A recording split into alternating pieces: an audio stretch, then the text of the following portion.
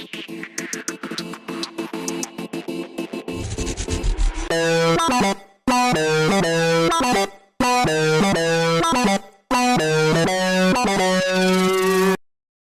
लोगों का नाम के अक्षर से शुरू होता है ना, उनकी लव लाइफ बड़ी ही दिलचस्प और कभी-कभी थोड़ी उलझी हुई होती है।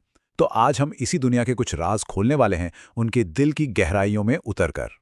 तो एक सवाल है, और हो सकता है के नाम वाले कई लोग इससे कनेक्ट कर पाएं, कि क्या लव लाइफ एक फिल्म जैसी लगती है जिसमें ड्रामा है, इमोशंस हैं, लेकिन क्लाइमैक्स हमेशा थोड़ा कंफ्यूजिंग सा रहता है।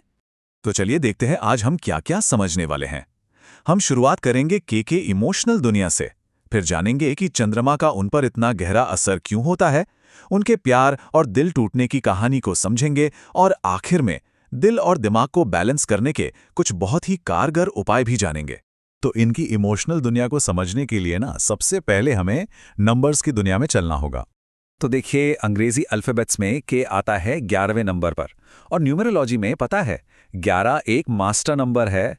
इसका मतलब है कि ये लोग जन्म से हीलर होते हैं, दूसरों के दर्द को समझने और कम करने वाले। और जब हम 11 को यानी 1 और 1 जोड़ते हैं तो बनता है नंबर 2। ये नंबर है इमोशंस का, एक बहुत ही केयरिंग नेचर का और एक बेहद खूबसूरत फेमिनिन एनर्जी का। अब देखिए, बात सिर्फ नंबर्स की नहीं है। इस एनर्जी में 3 ग्रहों का तड़का भी लगता है। चंद्रमा देता है सेंसिटिविटी, बृहस्पति देता है जबरदस्त क्रिएटिविटी और मंगल देता है एनर्जी। ये तीनों मिलकर के नाम वालों की पर्सनालिटी को बहुत ही कॉम्प्लेक्स और दिलचस्प बना देते हैं। लेकिन इन सब में से एक प्लैनेट है जो इनकी पूरी इमोशनल कहानी का, कह सकते हैं, मेन कैरेक्टर है, और वो है चंद्रमा। चलिए देखते हैं कि कैसे ये इनकी भावनाओं को इतना गहरा और पावरफुल बना देता है।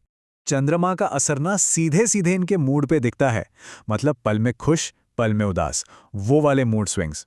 और यही वजह है कि ये लोग कई बार ओवरथिंक करते हैं या बहुत ज़्यादा इमोशनल हो जाते हैं, जिससे ज़िंदगी में इमोशनल उतार चढ़ाव बने ही रहते हैं। और ये सेंसिटिविटी इतनी गहरी होती है, मतलब सोर्स मटेरियल में तो यहाँ तक कहा गया है कि रोना धोना भी हो सकता है। और ये इनकी कोई कमज़ोरी नहीं, बल्कि इनकी इमोशनल गहराई को दिखाता है। तो सवाल ये है कि इतनी गहरी फीलिंग्स का इनकी लव लाइफ पर आखिर असर क्या होता है। चलिए अब कहानी के सबसे इंटरेस्टिंग हिस्से पर आते हैं, इनके रिश्ते। और यहीं पर एक थोड़ी सी कड़वी सच्चाई भी सामने आती है। क्योंकि ये इतने इमोशनल और केयरिंग होते हैं, इन्हें अक्सर दिल टूटने का सामना करना पड़ता है। और ये इनकी सबसे बड़ी मुश्किल है, जो ये स्लाइड बहुत अच्छे से समझा रही है। देखिए, एक तरफ तो ये अपने पार्टनर की इतनी ज़्यादा केयर करते हैं, मतलब हद से ज़्यादा, लेकिन दूसरी तरफ इनका दिल इतना नरम होता है कि ये दूसरों की बातों में बहुत जल्दी आ जाते हैं, और इसी कश्मकश में रिश्ते उलझ जाते हैं। लेकिन पता है कमाल की बात क्या है? जब इन्हें रिश्तों में धोखा मिलता है ना, तो ये टूटकर बिखर नहीं जाते, बल्कि यही दर्द इन्हें जिंदगी के बड़े सवालों के जवाब ढूंढने के लिए एक स्पिरिचुअल रास्ते पर ले जाता है।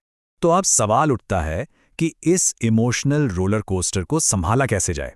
देखिए, इसका जवाब है दिल और दिमाग के बीच एक सही बैलेंस बनाने में।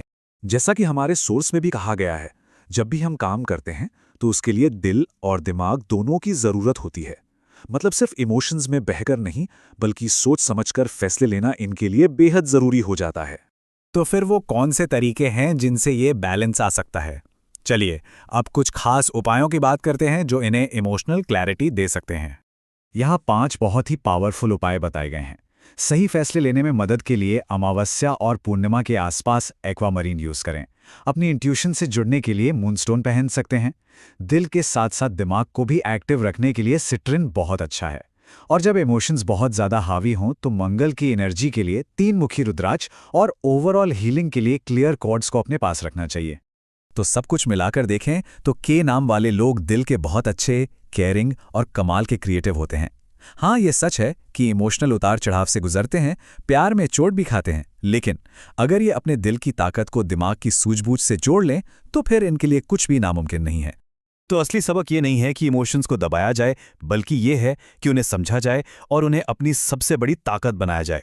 और यहीं पर मैं एक सवाल छोड़कर जा रहा हूं, अगर किसी के पास इतनी गहरी इमोशनल पावर हो तो उसका इस्तेमाल कैसे करना चाहिए?